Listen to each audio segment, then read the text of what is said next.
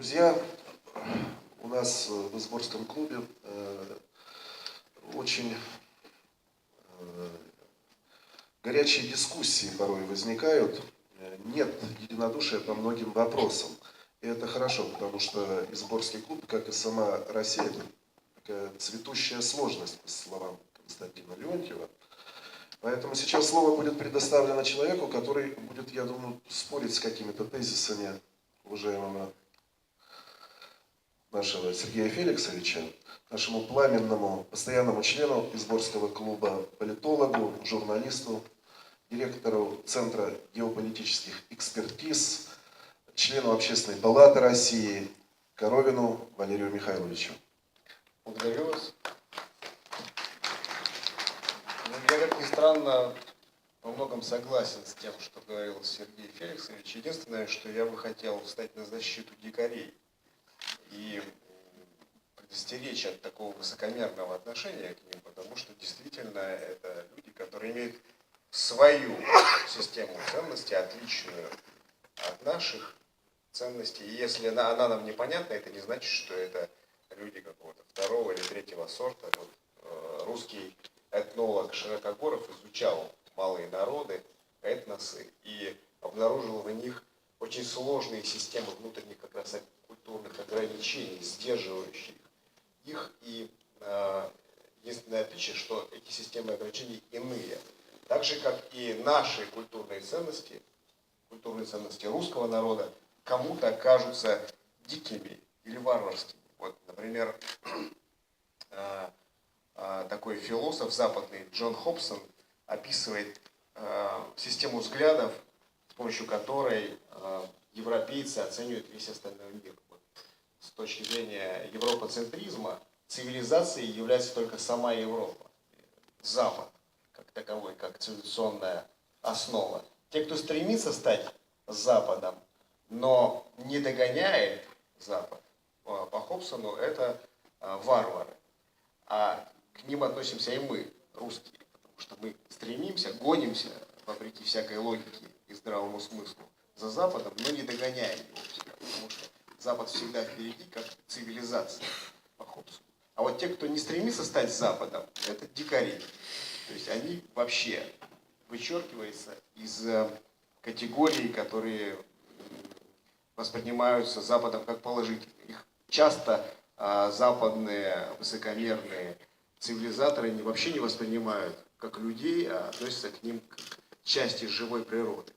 Так вот, я бы хотел обратиться к самому термину «культура» и подчеркнуть, обратить ваше внимание, что культура – это то, что выделяет человека из живой природы. Это понятие, представляющее собой альтернативу понятию «натура». То есть другое латинское понятие, определяющее, собственно, природу.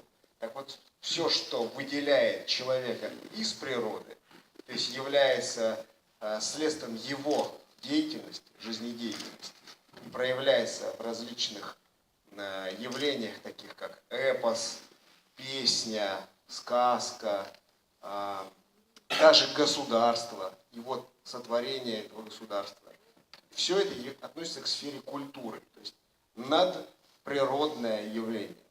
А вот, собственно, совокупность этих культурных проявлений и есть дух народа, то есть нематериальная категория, которая определяет народ как органическую общность, органичную общность, отличную от другой. Вот так же, как культура выделяет человека из природы, так русская культура выделяет русский народ как органическую общность из множества других народов. И для того, чтобы нам выстраивать цветущую сложность евразийской интеграции, о которой говорил Сергей Юрьевич Глазьев, ответственный за эту интеграцию, необходимо свою идентичность, свою культурную идентичность каким-то образом обособить от других, дабы сделать ее ценностью, самодостаточностью и в этом культурном обмене развивать ее и приумножать.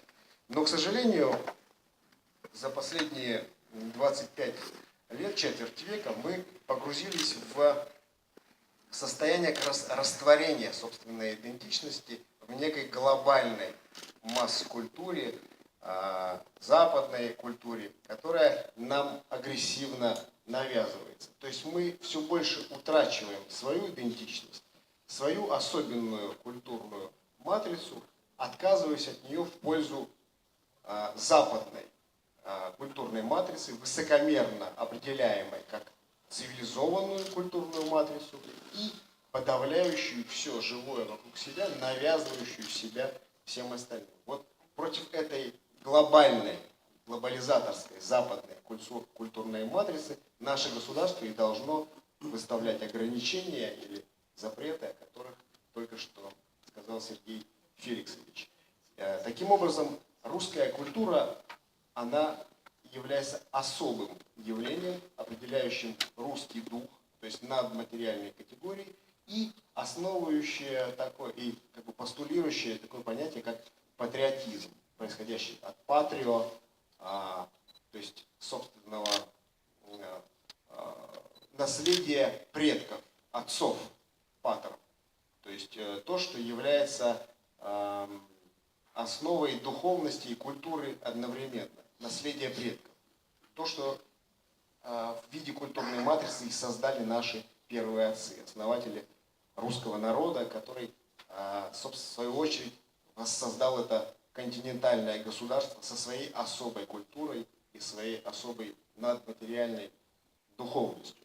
То есть, если мы хотим сохранить вот эту целостность культурную и вообще сохранить русский народ как таковой, мы должны свой собственный русский дух, свою собственную культуру выделять, сохранять и приумножать, отделяя от нее те суррогаты западной масс-культуры, чужой матрицы, которая все больше разъедает ткань нашего бытия. Поэтому совершенно не случайно, на мой взгляд, именно таким образом определяется тема нашего круглого стола, ибо если мы хотим продолжать развивать Россию как самобытную культурную среду, то нам необходимо опираться именно на патриотизм, то есть сохранение наследия наших предков, воссоздавших надматериальную духовность народа как органическая общность и создавшую свою собственную русскую